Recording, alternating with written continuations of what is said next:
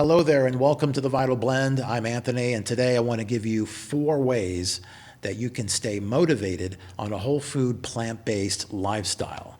And notice I said lifestyle, okay?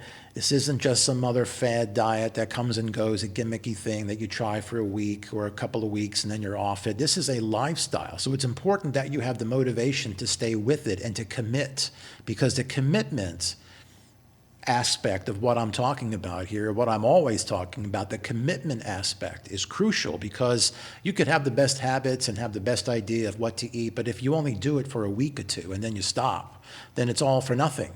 So what keeps you staying on track, taking care of yourself in the right way? Well, I'm going to give you 4 things that I know that have helped me and have helped others that I work with, and I want to share them with you because these are proven to work. Okay, number 1 is it feels too good to do anything else, okay?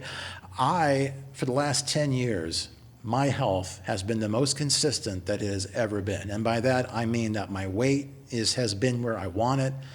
I very rarely ever get sick, don't have the upset stomachs and the sore throats and the brain fog and the headaches and all the stuff that I used to have in the decades before. Things are much more consistent, and it's not a coincidence. It's not just, it's not like magic or anything. It's because I started eating in alignment with what my body needs, what my body was designed for, and that's what happens with everybody. So it just feels too good to do anything else. Why would I want to change this? And this also brings me to number 2, which is carbohydrates is our body's number 1 primary fuel source. It's very important to understand that carbohydrates is the number 1 way to fuel our human body, okay? It is clean energy. When you burn wood, it leaves ash, right? Well, your body, when it burns fuel, it leaves behind residues too. We are an alkaline species. Fruits and vegetables, for the most part, are alkaline forming. And that's what we need to stay alkaline, to keep our body clean. And everything that we need to fuel ourselves are in plant foods, because you get carbohydrates from plants. When we taste on our tongue, it's for simple sugars. That's carbohydrate. Our muscle cells are fueled by glucose. This all comes from carbohydrate. It's all in alignment with how our body is made.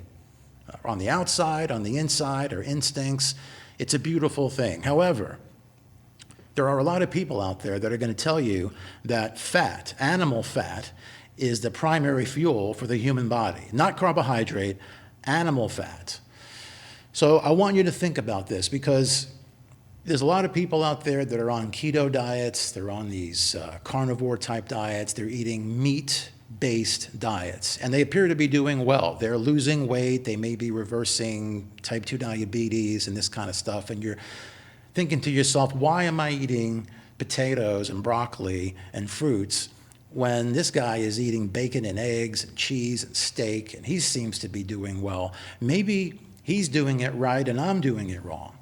But here's what you have to understand, right? The keto crowd and the paleo crowd, they believe that animal fat is the primary source of fuel for the human body. And when you really scrutinize it, it makes absolutely no sense. And they don't even talk about this kind of stuff. I mean, think about this. If animal fat were the primary fuel for the human body, then that means that every man, woman, and child is dependent on animals to survive optimally, the best. That's what they're saying.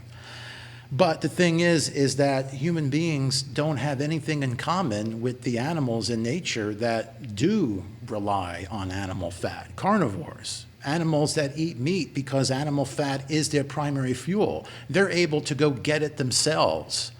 They don't cook it, they eat it raw. They don't flavor it. They don't need to do any of that because it comes natural. What do? We got to have tools, guns, knives to go kill the animal, right? We got to cook the animal because we can't chew the meat without cooking it. And then we got to flavor it so that it tastes good, so that we'll eat it. These are all adaptions that humans make to eat something that just doesn't come natural to us. Okay, all those things that I just said, those are adaptions. Then our body has to adapt to an alternate fuel source. Our body will do the best that it can with whatever we put in there. These are adaptions, all right? Carbohydrates come naturally to the human body. So I feel confident that I'm taking care of myself in the most optimal way. So when I see these other diets, these meat-based diets that look appealing, it may have you second-guessing whole food plant-based, don't. Go to nature. Nature has the answer. Nature has the blueprint for how all animals are supposed to act, including humans, how we're supposed to eat. It's all there. All right, so that's a big one, guys. Here's number 3. You have to reconnect with your why. It's really important that you understand why it is that you're eating whole plants, why you have this lifestyle. What's at stake? What does it mean to you? Ask yourself why over and over. Well, I want to be able to move around more. Well, why? What do you want to do? Well, I want to get on my bike. I want to exercise more. Why? Because it makes me feel good. Well, why do you want to feel good?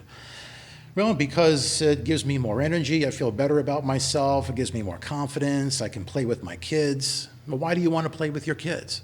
Think about why things are important to you. Drill down. Don't be afraid to drill down to find out who you are and what it is that you really want. I mean, that's what I've done. I wanted to avoid the family curse.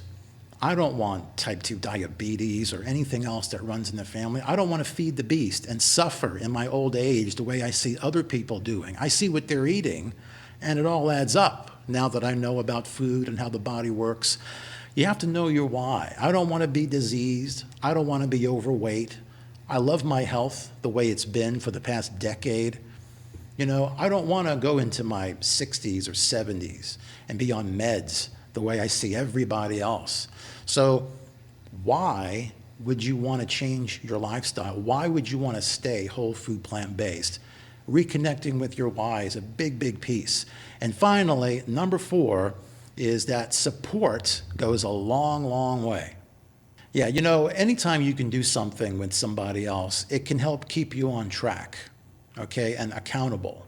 Now, let's say you were going walking every single morning and you really enjoyed it. You're out with your friend, you're taking a walk, you're talking about the results that you're getting, how you're feeling, maybe recipes, how to do things better. You get a lot out of it. It keeps you both on track. And then what would happen if you didn't have that friend and it was all up to you? And one day you got so discouraged for some reason and you said, what the heck with this? I'm just going to go back to eating chicken, bacon, and eggs.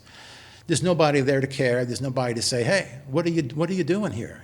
So having a partner, having somebody that's in it with you is great. And that's one reason why I decided to become a health coach. And actually, when I work with you, I'm not in it with you. I've already been there. I'm showing you the way. I'm trying to find out where you are, what are the roadblocks, what's the problem, and how can we get around them, and what are the tools that you need so that when we're no longer working with each other, you can make the right food choices. And so having a partner in some way can be a major help to keep you on track. All right, so I want you to think about these things because, when you're doing this and you're feeling really good about it and you know that what you're doing is optimal for you and you're on the right track and you understand why you're doing it and you've got somebody that you can share it with, these are the ingredients for success, especially when you're consistent with it. I often talk about the environment inside of your body that you make and you create when you eat food, any food. You're creating an environment for health or for disease. And in your own life, the habits that you have, create an environment as to how you're going to be, who you're going to be, and how successful you're going to be. The 4 elements that I have brought out here can be a game changer for you. Have you done any of these things? Have you done all 4? How has it helped you? Comment below and let us know. If you have any questions about these, if you're struggling with these, let me know that too. If you want to talk, hey, that's what I do, all right? My consults are free. Let's talk about where you are and where you want to be and how I can help bridge that gap, all right? My contact information is below. If you enjoyed this video, be sure to give it a thumbs up. Be sure to share if you think a friend could use it. And also follow me on Facebook and over on YouTube. I share lots of great info and amazing testimonials. And when you take care of yourself, when you give your body what it needs, it will shine for you. All right. So love yourself, eat more plants, and I'll see you soon.